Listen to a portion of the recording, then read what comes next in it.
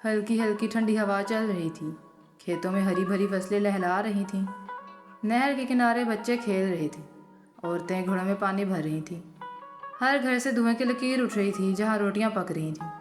उसी गांव में एक औरत रहती थी, कनीज़ा बीबी। गांव के लोग उसे लालची कनीज़ा कहते थे, क्योंकि उसे कभी सुकून न मिलता। पड़ोसन के पास नई चादरें होती तो वो जलती, किसी की भैंस ज़्यादा दूध देती तो वो हसरत भरी सांस भरती। कभी कहती, काश मेरे घर भी सोना होता, काश मेरे पास सब होता। शौहर मेहनती किसान था। सुबह सूरज निकलने से पहले खेतों को जाता और शाम को थका हारा लौटता। लेकिन बीवी के मुतालबे थे कि ख़त्म होने का नाम न लेते। गांव के किनारे पर एक बड़ा पुराना पीपल का दरख्त था। उसके नीचे एक बूढ़ा फ़कीर बैठा रहता था। सफ़ेद लंबी दाढ़ी, चमकती आंखें, हाथ में टूटी कशकोल उठाए। लोग आते, उसे रोटी फल या थोड़े सिक्के देते और वो सबको दुआएं देता। गांव वाले कहते, ये आम फ़कीर नहीं, ये अल्लाह का वली है, इसकी दुआएं ज़रूर कबूल होती हैं। एक दिन कनीज़ा बीबी ने अपनी पड़ोसन को नया जेवर पहने देखा। उसके दिल में तो मानो आग सी लग गई। उसने बड़बड़ाते हुए कहा, हाय रे मेरी किस्मत, ये सब खुशियाँ मुझे क्यों नहीं मिलती। इसी वक्त उसके जहन में एक ख्याल आया, फ़कीर तो सबको दुआएं देता है, क्यों ना मैं भी जाकर अमीरी की दुआ ले आऊँ। वह सीधी फ़कीर के पास पहुँची। फ़कीर आंखें बंद करके तस्बीह पढ़ रहा था।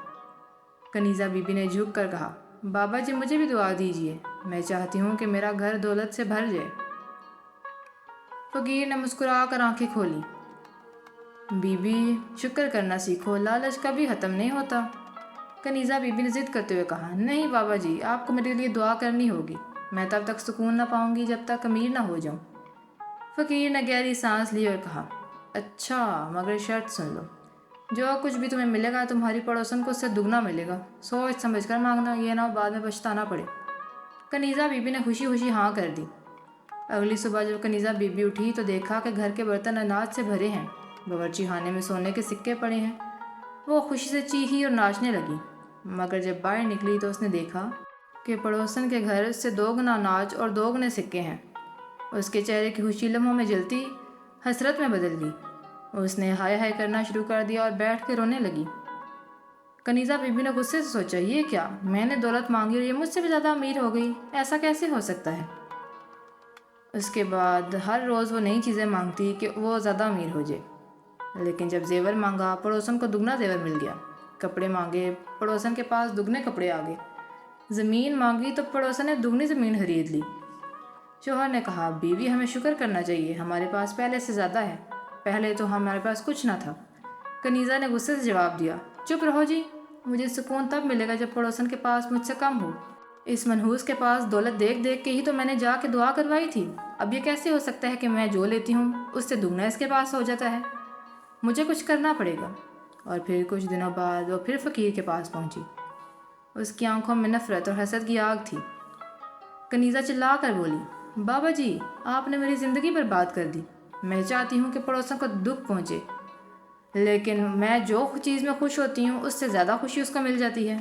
ये नहीं चाहिए मुझे कोई ऐसा दुख दीजिए जिससे उसका हाल मुझसे भी बुरा हो।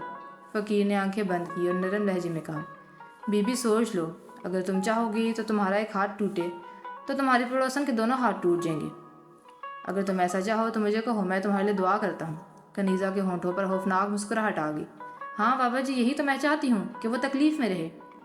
फ़कीर ने उसको देखा और अफसोस से देखता रह गया। फ़कीर ने दुआ की। अगले लम्हे कनीज़ा बीबी का एक हाथ मफलूज हो गया और वो चीखने लगी। गांव में शोर मच गया। लोग भागते हुए इसकी चीखें सुनकर उसके पास आए। उन्होंने आकर देखा कि कनीज़ा बीबी एक हाथ से मफलूज चीखें मार रही है तकलीफ़ से। वो सब हक्का बक्का रह गए कि ये कैसे हो गया। लेकिन जब उस बाबा ने सारा माजरा सुनाया कि अपनी पड़ोसन को तकलीफ़ में देखना चाहती थी, इसलिए ख़ुद ये तकलीफ़ में है, लेकिन अल्लाह की करनी ऐसी है कि वो पड़ोसन नेक थी, इसलिए उसे कुछ ना हुआ, और यह हसद की जलन में जलती आज अपने एक हाथ से हाथ धो बैठी है। ये सब सुनकर एक बूढ़ी औरत बोली, ये सब लालच का नतीजा है। दूसरी औरत ने कहा, अल्लाह की शान देखो, जो दूसरों के लिए बुरा सोचता है वो खुद भी बर्बाद होता है। अब कनीज़ा बीबी के पास दौलत थी, जेवर था, कपड़े थे, मगर एक हाथ से वो कुछ न कर सकती थी। गांव वाले उसे देखकर इबरत की नज़र से देखते। फ़कीर अब भी पीपल के दरख्त के नीचे बैठा तस्बीह पढ़ रहा था। लोग उसके पास आकर इबरत की बातें करते। فقیر سب کو یہی کہتا، بیٹے شکر کرنے والا کبھی محروم نہیں رہتا اور لالچی کبھی سکون نہیں پاتا۔ لالچ انسان کو اندھا کر دیتا ہے، دوسروں کی خوشی دیکھ کر جلنے والا اپنی خوشی بھی کھو بیٹھتا ہے۔ شکر کرنے والا انسان ہی اصل میں سب سے بڑا اور امیر ہوتا ہے۔ اور جب یہ بات کنیزہ بی بی کو سمجھ آئی تب تک بہت دیر ہو چکی تھی، کیونکہ اب کچھ نہ ہو سکتا تھا۔ اب وہ بیٹھ کر پڑوسن کو خوش دیکھتی اور خود کڑتی رہتی، کیونکہ اس کی دولت بھی اس کے کسی کام نہ آئی۔ وہ دن رات توبہ کرنے لگی، لیکن اب کچھ نہ ہو سکتا تھا۔